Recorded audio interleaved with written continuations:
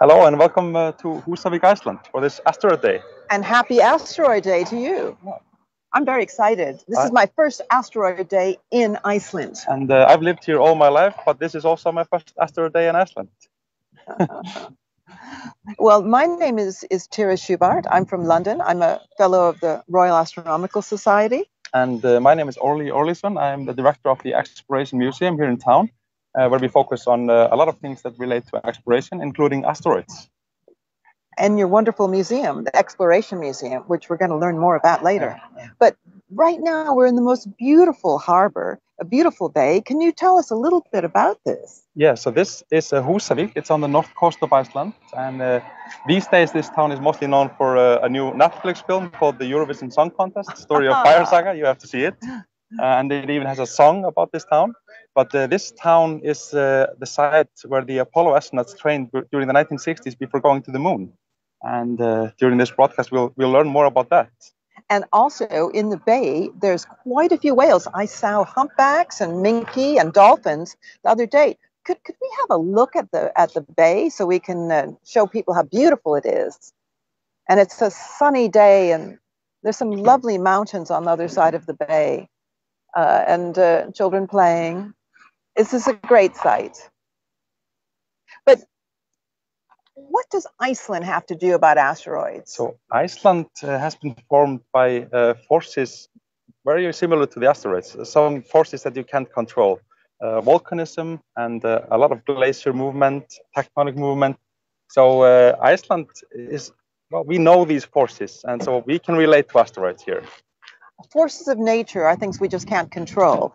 And everybody on this island, this extraordinary country, seems to be able to live with them very happily and really very proud of them. Yeah.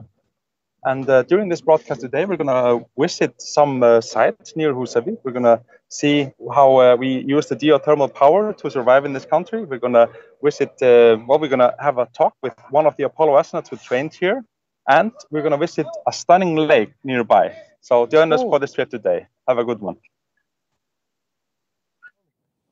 So this is Botswan Lake outside of Húsavík. And this is another example of this active geology you have here in Iceland, which is a very volcanic island. Yes. Well, the island obviously has been shaped by the island came literally from under the ocean, formed by volcanic eruptions. So everything you see in Iceland is formed by volcanism, but it's been shaped by volcanic eruptions, shaped by the movement of the tectonics, obviously, and shaped by glaciers and shaped by water. So all of these forces come to play. And in fact, this water, speaking of water, I wonder if the water in this lake came from an asteroid originally. Yes, I believe so. That's the theory that we believe, that the water on Earth came from an asteroid and gave us the life, but also poses a threat in the future with the asteroids. And right now we're sitting right on top of what is called the Mid-Atlantic Ridge. Can you explain briefly what the Mid-Atlantic Ridge is? It sounds exciting. Yeah, so basically the Eurasian and the American plates are pulling apart, and that makes way for new lava to come up to the surface, forming this island. And we have hundreds of volcanoes in Iceland, and we have the traditional ones, the cone-shaped ones, but we also have, and mainly we have volcanic systems. And that means that you have a long stretch from where anywhere on that stretch you could have a volcanic eruption.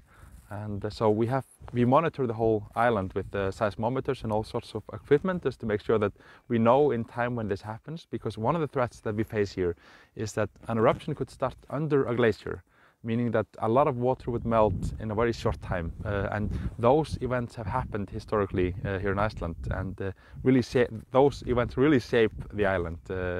And so only 5 years ago we had a volcanic eruption. We knew it was starting because we had sensed the activity, and we were crossing fingers here in this region that it wouldn't happen under the glacier. It just happened just north of the glacier, but had it happened under the glacier, it would have meant that a whole area would have been flooded.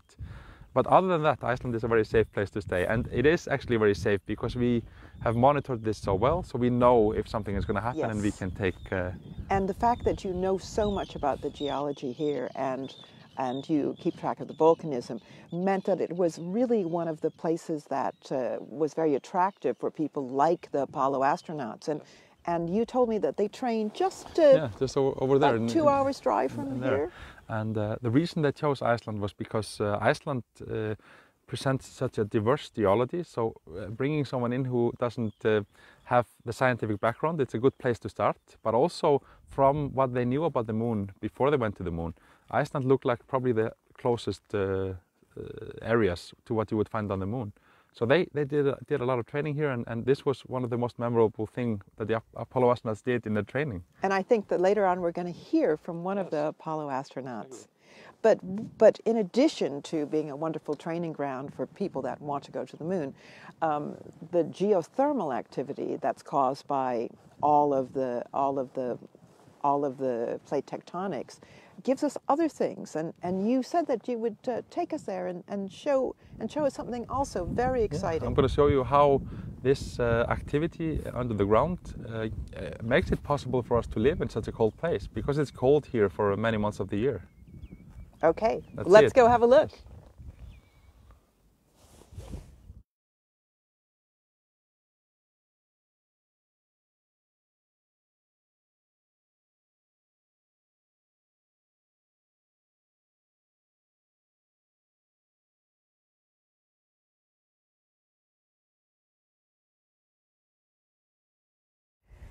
We're just 55 kilometers south of the Arctic Circle. That's about 30 miles. But Iceland's exciting and active geology has given us a very stunning and dramatic thing behind us here. It allows us to do something that you would imagine was more suitable for a tropical island. It's hard to imagine that this tropical place is in Iceland, 66 degrees north. This is a place called Feravale, and this is one of the biggest facilities of this kind in Iceland. And here they grow tomatoes, cucumbers and paprika, and this is a big part of our children's diet here in the north. And an important one, because we don't have so much sunlight, as you know. And here we are using the power of the water and the power of the geothermal heat to grow things that otherwise were impossible in this region. And we know how lucky we are. It was very strange to have this idea to grow tomato for people in Iceland, because I don't think many people in Iceland know tomato at all, 1933. Anita, Já. hefur einhvern komið inn í svona gróðurhús á þér? Nei. Það er svolítið heitt hérna inni. Minnir þetta á einhvern stað sem við komið á? Florida. Já, þetta er heitt eins og í Florida. Veistu af hverju við erum með svona gróðurhús á Íslandi? Á hverju? Af því að hérna, á þessum stað, hérna er heitt vatn sem kemur upp á jörðinni og hérna er búið að nota það til þess að setja hita í allt húsið og hérna vex gróður sem getur ekki vaxið á Íslandi vanalega. Langar að prófa í tómat? Já. Við getum ekki prófað þessa, þessi eru litlir. Hvernig tómat langar þið að smakka? Hvernig er hann litinn? Þennan? Smakka hann, segðu mér hvernig finnst hann. Hvítið hann. Beint á trénu, hefur einhvern veginn smakkað svona ferskan tómat áður? Þetta er alveg yndislegt. Hann er góður. Hann er rosa góður. Og heita vatnið sem kemur hérna, vatnið það kom til jarðarinnar með loftsteini fyrir löngu síðan. Og þetta vatn, það gefur okkur lífið, og hérna á Íslandi, það gefur hitinn ofan í jörðinni, hann gefur vatninu ekstra hlutverk sem er það að það hitar húsin okkar og við notum hann til að rækta grænmeti sem væri ekki hægt að rækta á svona köldum stað annars. Viltu labba aðeins að skoða? Sér það er einn á gólfinu.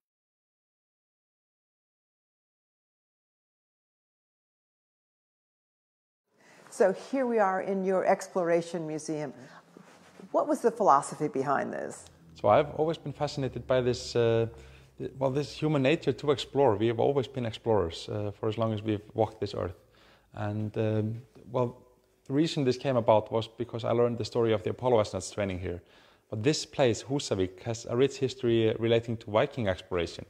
And when you look at the Vikings and what they did 1,000 years ago and what the Apollo astronauts and modern day explorers are doing, it is the same thing, but you're using different technology, but heart wins technique. You're driving yourself forward with the curiosity of your mind. Well, and the poles is where we're standing right now, the polar explorers. Can you show me your favorite thing in this section? I would have to say that would be this one here. This is a model of a French exploration ship, and Exploration is a sacrifice. You're going into unknown places. You're going into harsh circumstances, and this ship was lost at sea just off the coast of Iceland. It was a great French explorer, Rusty Schweickart, who owned this ship, and actually only one of his crew survived from this crash. And it reminds us that exploring and not only in the terms of land and air and space and all of those things that you can physically explore. I mean, exploring is always going to be a challenge, and with physical exploration, it's definitely something you need to keep in mind. Well, all around me, there's amazing objects. There's snowshoes, there's crampons for climbing snow, there's all different things. And if I spend a few days here, maybe I'll be able to learn about all the different stories. Yes. So there's lots to see here. And behind you is the Viking explorers. Yes, let's have a walk into the Vikings. Can we see what our favorite exhibition here is? Yeah. So the town of Húsavík is the first place where a house was built in Iceland, and it was actually around 5 to 6 years before the settlement of Iceland started. Swedish Vikings, they came here to circumnavigate the island. We didn't know at that time if it was an island or if it was a part of a greater landmass further west. So they came here and they sailed around this island. When winter came, they happened to be outside this bay, Skjálfandi, and they stayed here for the winter. But when they left, the chief of this group was Garðar Svavarsson, this Viking here. And when he left in the spring to continue his trip, 2 or 3 of his people were left behind. We don't know actually if they were left behind or if they escaped, because they are believed to have been slaves. And the story may be that they were set free, and so becoming the first permanent residents of the country. This story was not for a long time celebrated in the history books, because historians didn't want a slave to be the founder of our country or the first resident. But we haven't had slavery here in Iceland, obviously, for a long, long time. And this person or these people, they stayed here and they lived off the land in these harsh circumstances, and they should be celebrated. And that's what we've been doing in recent years here in the north. And the president of Iceland, actually, when we opened the museum, he flew in with this painting on a seaplane, landed on the harbor, and carried his painting to this museum. It was a great moment, and a moment where this story was finally given its wings. So we're proud to have taken part in that. Well, we're standing in a very historical place there. This whole town is rich with history and rich with tales. And then there's another explorer that you have celebrated here. There's one more part we have to have a look at. Yes. Let me...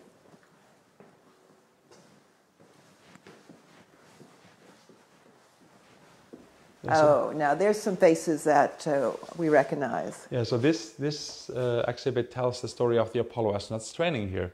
And this is the thing that got this whole thing started. And actually under the, here on the floor you can see, it's very hidden, but these are footprints of some of the astronauts. You have Neil Armstrong, which you see a photo from here, fishing. Here's one of the hooks that he caught fish with. Yes, and the Armstrong family has been very generous in donating and lending us some of his items. Oh, excellent. But let's have a look upstairs, because upstairs we have a new volcanic exhibition, and Leonardo will tell you about that. So, thank you very much. Yes. I'll head there now.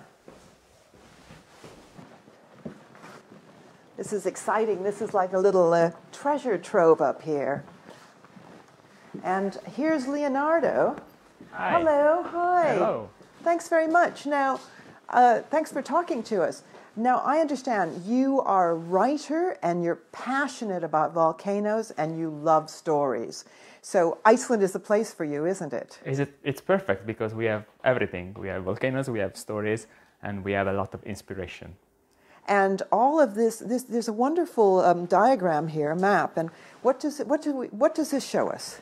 This shows us all the volcanic systems we have in Iceland, and for each of them there are 32. And for each of them there is a story, a short story related to something that really happened because of the volcano, or some legends, or just something that in some way is related to volcanoes, because volcanoes create lava but create stories also.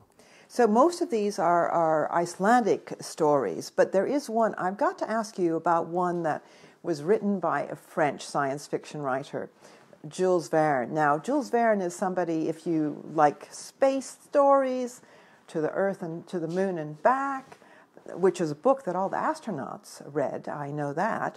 And there's a particular volcano that he has written about in, what was the name of the book? The book was Journey to the Center of the Earth, and the volcano is Snæfellsjökull. It's located here on the west part of Iceland, and it's where the journey starts.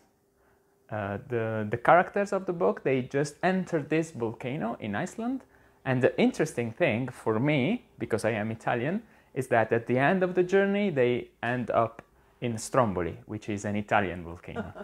So there is also a literary connection between Iceland and Italy, which are the European most volcanic countries. Okay, well, let's go back and learn some more about asteroids. Thank you very much. I'm going to have a good read of all of these stories. Thank you.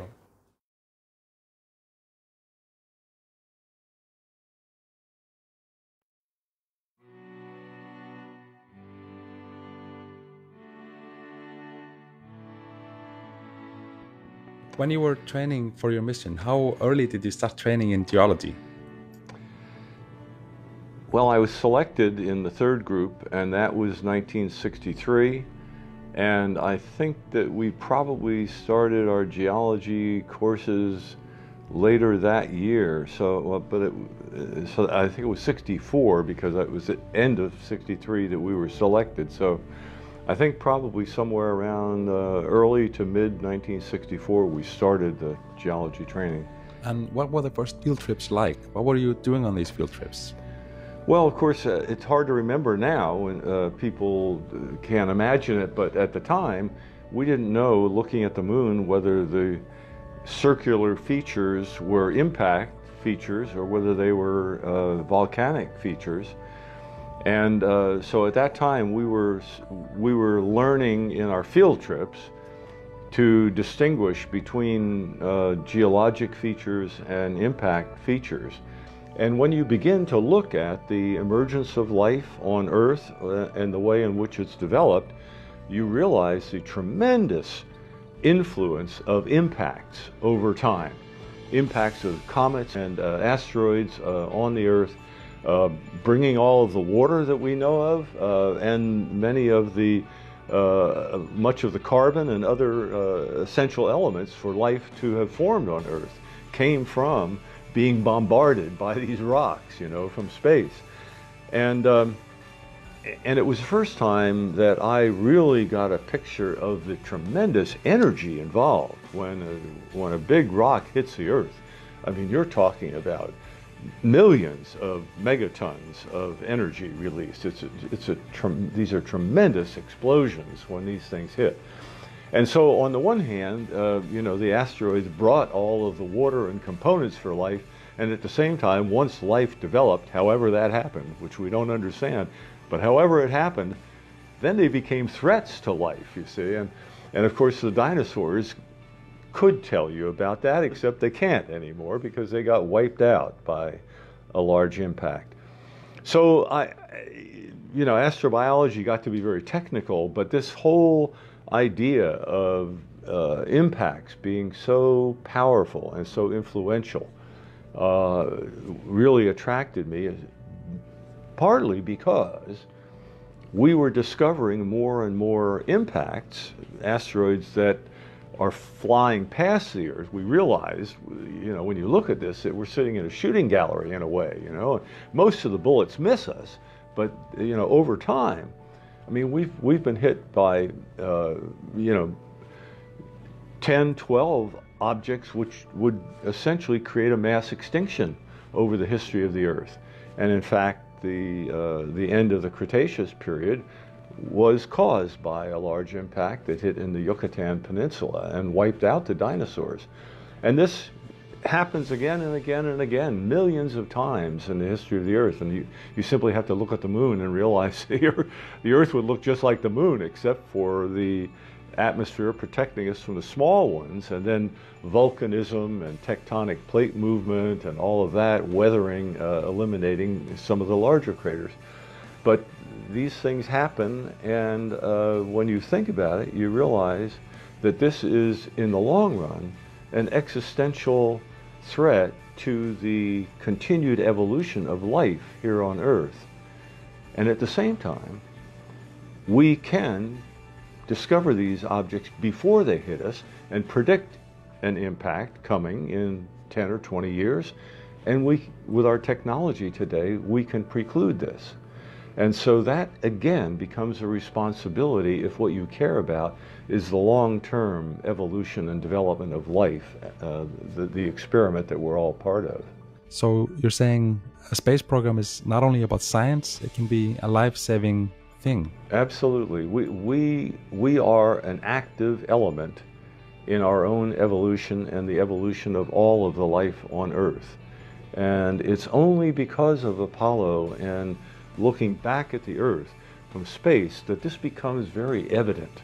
And I think, in some sense, the hope for increasing responsibility for the environment here on Earth is enhanced by the anniversary here of the 50th anniversary of Apollo, and discussions like this, and people thinking about what does it mean that we see the Earth this way, and does that mean that I have a responsibility? And the answer is yes, you do.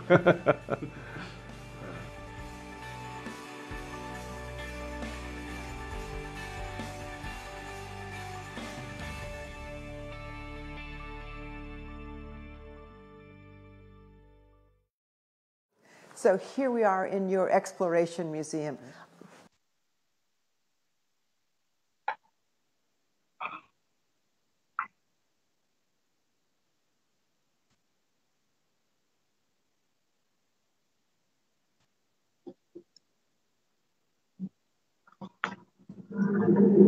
So, welcome back. Welcome back. Hope you enjoyed that. There was a lot of beautiful things to see in Iceland. Now, I think you were so lucky to meet Rusty Schweickart. What a privilege. Yeah. And what a fascinating talk that was. It was. And he has obviously given a lot of thought to his time in space. He has had 50 years to reflect on his days up in Apollo. And I've actually been blessed to get to know so many of these Apollo astronauts, and I can't put words to it. I mean, it's to know someone who has walked on the moon, or more importantly, who has seen the Earth from such a far place is something that can't do anything but change you. And many of the Apollo astronauts have come and visited the Exploration Museum here in Húsavík. They really enjoyed their time in Iceland during the 60s. And actually, one of them, Bill Anders, he enjoyed it so much on the first time, so he asked to train again here. So he trained here twice. And when he went to the moon, he carried with him a tiny Icelandic coin around the moon, the first and only coin that went to the moon. You have no use, of course, for currency on the moon. So, but yeah, they've kept good contact with Iceland, and they like coming back here. They like bringing their families here. So it's been the honor of a lifetime to help them get back here and help them show them and their family these places again. And of course, Rusty Schweickart was one of the inspirations and founders for Asteroid Day, but he cares very much about the future of the Earth, and that's one of the main messages that he got from his astronaut career. And actually, when you put this in historical context, you have these photographs coming out of NASA during the late 60s and early 70s, and these are the first views that we have of the Earth as a tiny thing, actually. And so the environmental movement in many countries really took off during those years, early 70s. And it's something that we've been talking about more and more because it's increasingly important. And this concept of having a sustainable life on this planet. Iceland, I've got to say, Iceland does rather lead the pack in many ways on this. Yes, well, yes, it does. But this is not a long history, though. You don't have to go. I mean, if I go to my grandparents, when they were growing up, Iceland was dependent on coal and oil.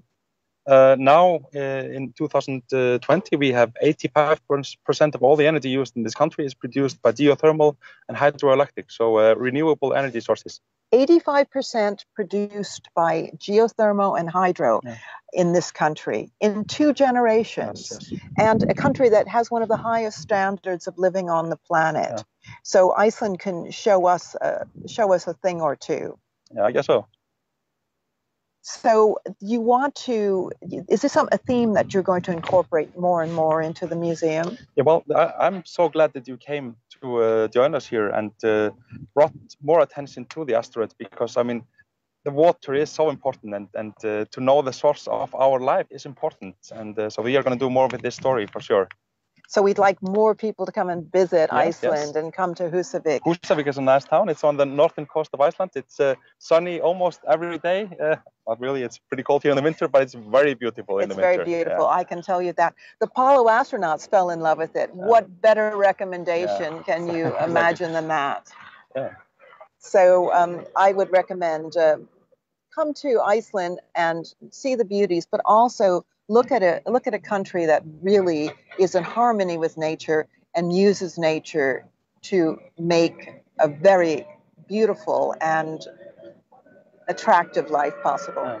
We look forward to welcoming you, and thank you for joining us today. And happy Asteroid Day. Happy Asteroid Day.